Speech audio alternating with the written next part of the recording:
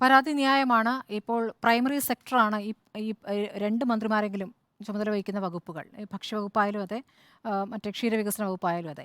2021 രണ്ടാം പിണറായി സർക്കാർ ന്റെ ആദ്യ മന്ത്രിസഭാ യോഗത്തിൽ പിണറായി വിജയൻ ആദ്യം പുകഴ്ത്തിയത് മുൻ ഭക്ഷ്യമന്ത്രി പി തിലോത്തമനെയാണ്. പ്രളയകാലത്ത് അതുപോലെ കോവിഡിൻ്റെ കാലത്ത് ഏറ്റവും നന്നായി ശ്ലാഘനീയമായ പ്രവർത്തനം കാഴ്ചവെച്ചു എന്നുള്ളതായിരുന്നു അദ്ദേഹം വിശദീകരിച്ചത്. ഇന്ന് അതേ വകുപ്പിനാണ് അതിൻ്റെ പേരിൽ നഷ്ടം വന്നിരിക്കുന്നത്. 2225 കോടിയുടെ നഷ്ടം ഈ കിറ്റ് കൊടുത്ത വഴിയുണ്ട് ഭക്ഷ്യവകുപ്പിന്.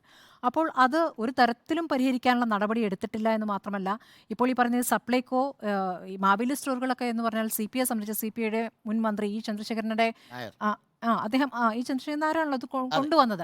അപ്പം അതുകൊണ്ട് തന്നെ അവർക്ക് അതിന് ഒരു ആത്മബന്ധമുണ്ട് ആ വകുപ്പിനോട്. ആ വകുപ്പ് ആ രൂപത്തിൽ മനോഹരമായി നടപ്പാക്കി. അതൊരു വലിയ സങ്കല്പവുമായിരുന്നല്ലോ, വിപണിയിൽ ഇടപെട്ട് വില കുറഞ്ഞ് സാധാരണക്കാർക്ക്, പാവങ്ങൾക്ക് കാര്യങ്ങൾ എത്തിക്കുക എന്നുള്ളത്.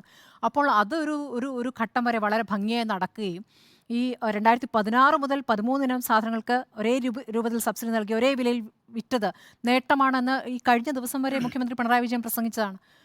അപ്പോൾ അത് ഇനി ഈ രൂപത്തിൽ കൊണ്ടുപോകാൻ പറ്റില്ല ഇപ്പോഴത്തെ അവസ്ഥയിൽ എന്നുള്ളത് ഇപ്പോൾ സപ്ലൈകോയിൽ നമുക്ക് അറിയാലോ. പല സാധനങ്ങളും കിട്ടാനില്ല, കേന്ദ്രത്തിൻ്റെ അവഗണനയുണ്ട്. ഇതൊക്കെ ഈ വിഷയം നിൽക്കുമ്പോൾ എങ്ങനെ പരിഹരിക്കാം എന്നതിൽ ഒരു വിദഗ്ധ സമിതിയെ പഠനത്തിന് നിയോഗിച്ചു.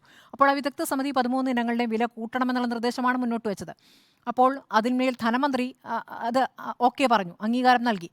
പക്ഷേ അത് മുഖ്യമന്ത്രിയുടെ അടുത്തെത്തിയപ്പോൾ അതങ്ങനെ വെച്ചിരിക്കുകയാണ്. എന്തുകൊണ്ടാണ്? തെരഞ്ഞെടുപ്പ് കാലമാണ്. ഇത് തെരഞ്ഞെടുപ്പ് കാലമായി ഇതിൽ അടയിരുന്നുകൊണ്ട് കാര്യമില്ല. എന്താണ് സിവിൽ സപ്ലൈസ് നടക്കുന്നത് നമ്മൾ കാണുന്നതാണ്. ജനങ്ങളുടെ പ്രാക്കാണ്, പ്രതികരണങ്ങൾ നമ്മൾ കാണുന്നതാണ്. ഇതിപ്പോൾ ഇത് മാത്രമല്ല, ഇപ്പോൾ നമ്മുടെ ചിഞ്ചുറാണി പ്രതികരിച്ചു എന്ന് പറഞ്ഞു. ചിഞ്ചുറാണി കുറച്ചുകൂടി ജെന്യൂനായിട്ട്, ബ്ലണ്ടായിട്ട് പ്രതികരിക്കുന്ന ഒരു മന്ത്രിയാണെന്ന് തോന്നുന്നു. അതുകൊണ്ടായിരിക്കും അവർ കുറച്ചുകൂടി ജെന്യൂനായിട്ട് കാര്യങ്ങൾ പറഞ്ഞു. മറ്റവർ പൊതിഞ്ഞു പറഞ്ഞു. പക്ഷേ ഇപ്പോൾ ഒന്ന് ആലോചിച്ച് നോക്കൂ, കേന്ദ്രത്തിനെതിരായ സമരത്തിന് ഡൽഹിയിൽ നിൽക്കുമ്പോഴാണ് മന്ത്രി GR അനിൽ പ്രതികരിക്കുന്നത്. അവിടെ തന്നെയാണ് തോന്നുന്നു ഇപ്പോൾ റവന്യൂ മന്ത്രിയുള്ളത്. അദ്ദേഹം പ്രതികരിച്ചിട്ടില്ല.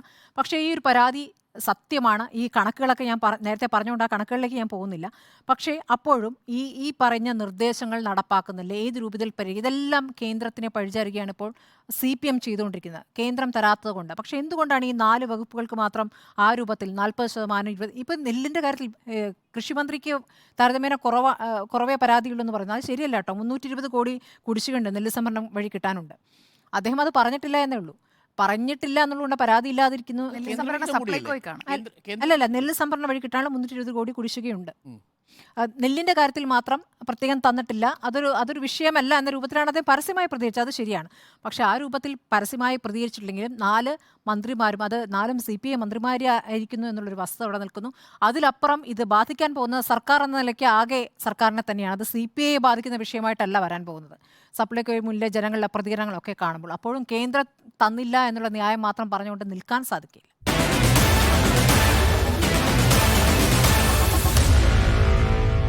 Meet the editors.